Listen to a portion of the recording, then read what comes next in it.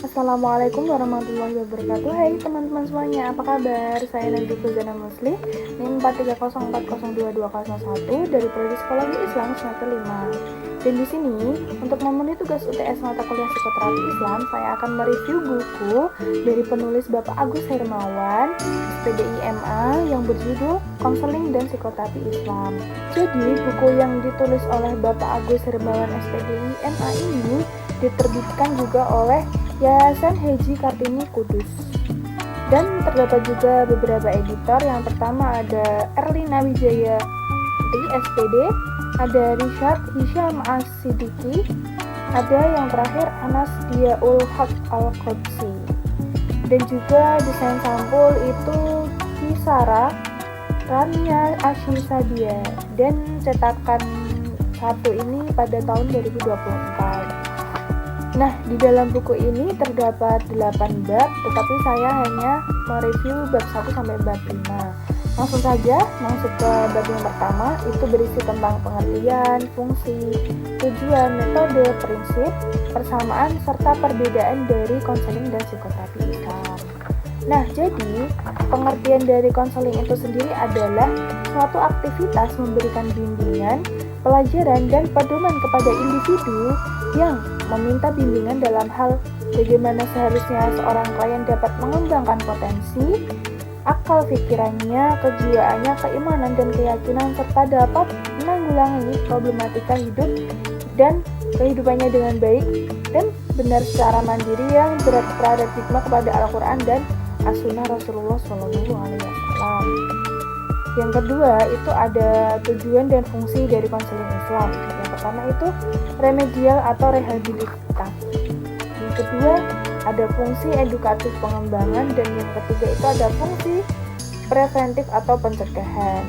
Nah, itu tadi konseling Islam. Sekarang kita akan masuk ke poin selanjutnya, yaitu psikoterapi Islam. Jadi, pengertian dari psikoterapi Islam adalah pengobatan penyakit dengan cara penerapan teknik khusus pada penyembuhan penyakit mental atau pada kesulitan-kesulitan penyesuaian diri, penyembuhan lewat keyakinan agama, dan diskusi personal dengan para guru atau teman. Selanjutnya ada objek psikoterapi Islam. Jadi objek psikoterapi Islam itu ada 4. Yang pertama mental, kedua spiritual, keempat moral, dan yang terakhir itu fisik. Masuk ke metode-metode dari psikoterapi Islam, itu yang pertama ada metode ilmiah atau method of science. Yang kedua ada metode keyakinan atau method of tenacity. Dan yang ketiga ada metode otoritas atau method of authority. Dan yang terakhir itu ada metode intuisi atau method of intuition. Yang selanjutnya ada fungsi dari psikoterapi Islam. Fungsinya itu pencegahan, ada fungsi penyembuhan dan perawatan, ada fungsi pensucian. Nah, itu tadi termasuk ke pengertian ya teman-teman. Selanjutnya itu persamaan dan perbedaan dari konseling dan psikoterapi Islam. Yang pertama itu sama-sama membantu dan memberikan perbaikan kepada klien, yaitu eksplorasi diri, pemahaman diri, dan perubahan perilaku agar dapat sehat dan normal kembali dalam menjalani hidup di dunia, serta keduanya sama-sama mencoba menyembuhkan atau menghilangkan perilaku yang merusak diri. Tadi persamaannya dari psikoterapi Islam dan konseling. Itu tadi semua bab 1 ya teman-teman. Kita sudah selesai pada bab 1. Langsung masuk ke bab 2, itu berisi tentang hakikat manusia dalam pandangan Islam dan kebutuhan manusia kepada terapi konseling.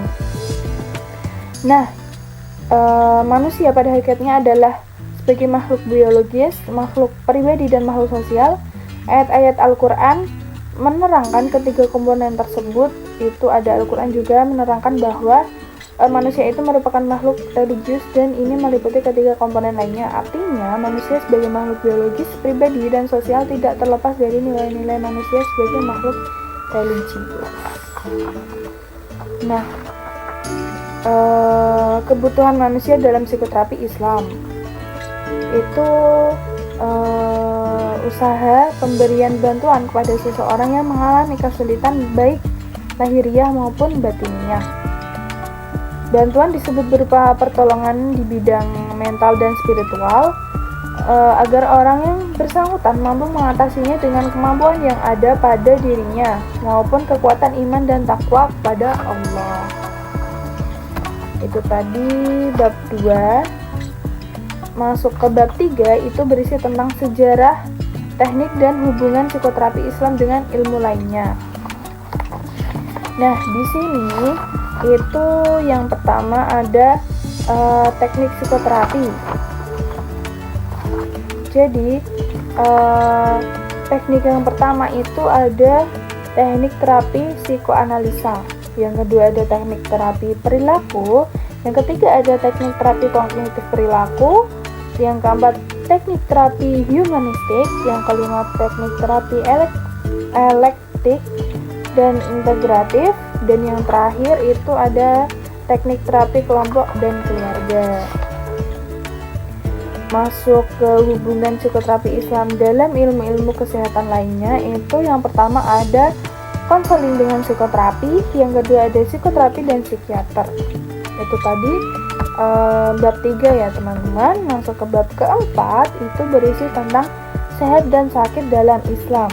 Nah, sehat dan sakit adalah suatu kondisi yang seringkali sulit untuk kita artikan, meskipun keadaan ini adalah suatu kondisi yang dapat kita rasakan dan kita amati dalam kehidupan sehari-hari. Hal ini kemudian mempengaruhi pemahaman dan pengertian seseorang terhadap konsep sehat mentalnya. Nah, itu tadi pengertian dari sehat. Jadi sehat itu keadaan sejahtera dari badan, jiwa, dan sosial yang memungkinkan seseorang dapat hidup secara sosial dan ekonomi. Nah, masih di bab 4 itu poin kedua ada kesehatan jiwa dalam Islam. Itu ada konsep sehat dan sakit dalam Islam. Jadi sehat dan sakit bagi kebanyakan orang itu masih membingungkan dan kurang jelas. Sakit dan penyakit merupakan suatu peristiwa yang selalu menyertai manusia sejak zaman Nabi Adam. Jadi sejak zaman dahulu itu sudah ada sakit ya, pasti. Dan meskipun sehat dan sakit merupakan takdir, tetapi menjaga kesehatan dan mencegah agar supaya kita tidak sakit ataupun mencari pengobatan ketika jatuh sakit harus dilakukan, dan Al-Quran memberikan petunjuk mengenai hal ini. Jadi sehat pun juga terdapat dalam Al-Quran teman-teman, ada petunjuk-petunjuknya. Nah, yang terakhir bab kelima itu berisi tentang manajemen dan prosedur pelayanan konseling dan terapi Islam. Poin pertama dari bab 5 itu ada pengertian manajemen prosedur konseling dan terapi Islam. Manajemen prosedur konseling dan terapi Islam adalah rangkaian tata urutan kegiatan yang dilakukan konselor terapis dalam melakukan layanan konseling, terapi untuk membantu klien terentaskan dari permasalahannya. Bab kedua itu ada tahap-tahap, bukan bab ya teman-teman, maksudnya poin kedua dari bab kelima itu ada tahap-tahap psikoterapi Islam. Yang pertama ada wawancara awal, kedua proses terapi, ketiga tindakan, yang keempat itu mengakhiri terapi. Masuk ke poin ketiga ada model-model psikoterapi dalam Al-Quran dan Sunnah Rasul. Jadi terdapat model terapi mental dalam Al-Quran dan Sunnah Rasul itu yang pertama psikoterapi dengan keimanan, yang kedua psikoterapi melalui ibadah, yang ketiga psikoterapi dengan puasa, yang keempat melalui ibadah haji, kelima melalui sabar, keenam istighfar dan taubat, ketujuh itu ada zikir.